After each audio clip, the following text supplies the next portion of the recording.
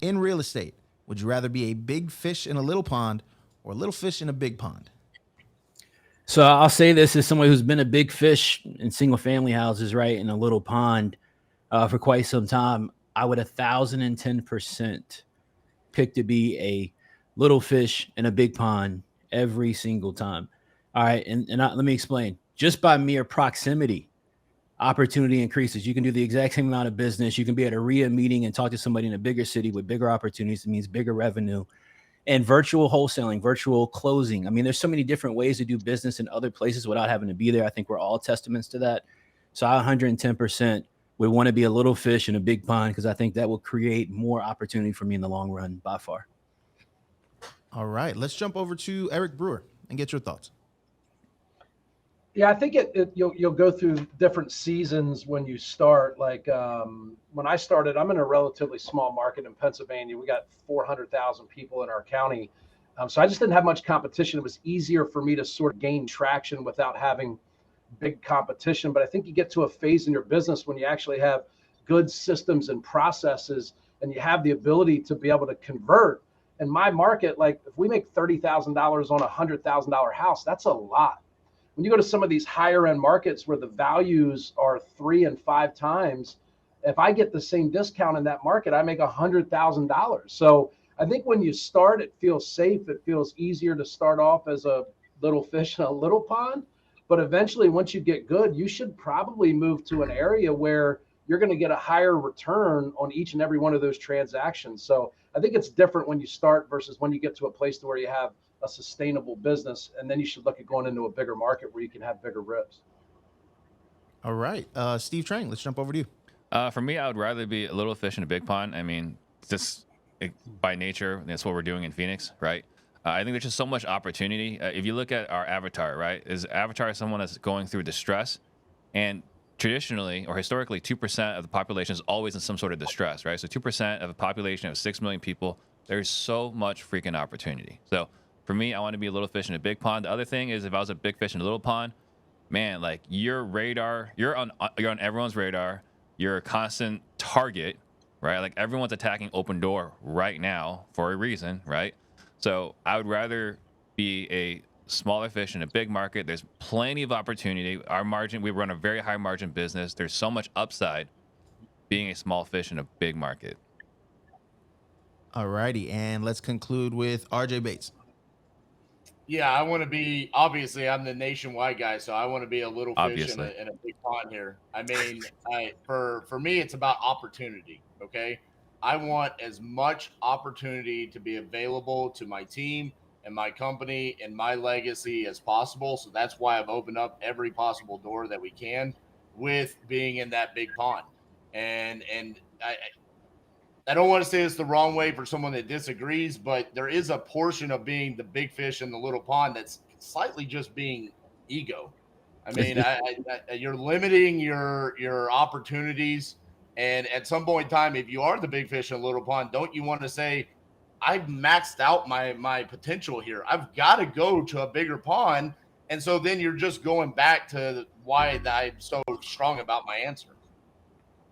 All right. Everybody in the chat, the voting is now open. And gentlemen, the floor is open. Yeah, I love what RJ just said because, I mean, I can speak to it as somebody who's in a smaller market. I know Eric's in a smaller market, I think, as well. But look, for me personally, man, like RJ's 100% right on the fact that you cap out, right? Like, so the scope of work, you know, the SOPs, all these things cap out just by proximity of opportunity. I could take my existing business as it is right now. I'm in the middle of doing this personally myself, right? Like I'm looking at multiple cities to possibly move to right now that are big markets for the simple fact that I could take the same people, the same effort, the same energy and place it somewhere else and make more revenue, create more opportunity for myself in the future. And so, you know, we have to realize how involved the internet is in what we're doing now, how flexible you can really be and how many places you could be at once with proper systems and process, to Eric's point earlier. This is like talking about masterminds. You don't want to be the smartest guy in the room because then you're in the wrong room. It's the same thing here for me. I mean, I don't want to be the biggest guy. See you guys. I got to go. I'm the smartest guy in the room. So it's time for me to sign off. Best advice I've got all week. Thank you, RJ. Yeah. Damn it. After all these weeks, I'm in the wrong room. That was good. That was good. That was well played. That was well played. My personal experience was this. I became a big fish in a small pond. And now what we've been able to do is I can move into different markets, use probably 75% of the staff that we have here, what we call our hub. If we decide to go into a different market, I may only hire 1 or 2 people in that particular market. And I'm able to be much more nimble and bounce around from different markets based on what's hot, where the trends are, where I'm able to generate, low-hanging fruit from easy deal flow. And I think there's 100% a lot of validity to what Chris and RJ said is like, if you're going to do the work, you might as well plan on succeeding. And if you're going to succeed in an 8 to 10 million person market, that just looks a lot different than succeeding in a market that's got 300,000 people. And then to RJ's point about going nationwide, I totally respect everything he's done. I think one thing to be careful, because we've seen a lot of our friends try to do this nationwide wholesale and nationwide PPC thing.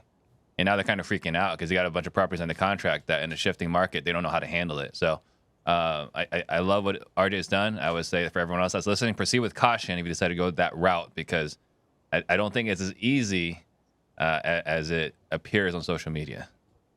Well, I'm a minnow in an ocean. We're talking about being a small fish or you know what I'm saying, small pond. I mean, I'm not recommending do what we do, but I am recommending that, hey, if you're in a small market and everyone knows you and you're the guy, yeah, maybe it's time to look to go elsewhere to expand your opportunities. But, listening to you in Closers Olympics, RJ, you're not like, I'm RJ Bates the third, look me up in Dallas. Like that was part of your pitch, right? Being the big fish in there, or at least a noticeable fish in your market. That's utilizing the brand though. I mean, that's a different story in this. I mean, when we're talking to a seller in Maine, they have no idea who Titanium Investments and RJ Bates is. And neither do any of the buyers. Now we're getting there as we're going along, but I still think it's just going back to the opportunity.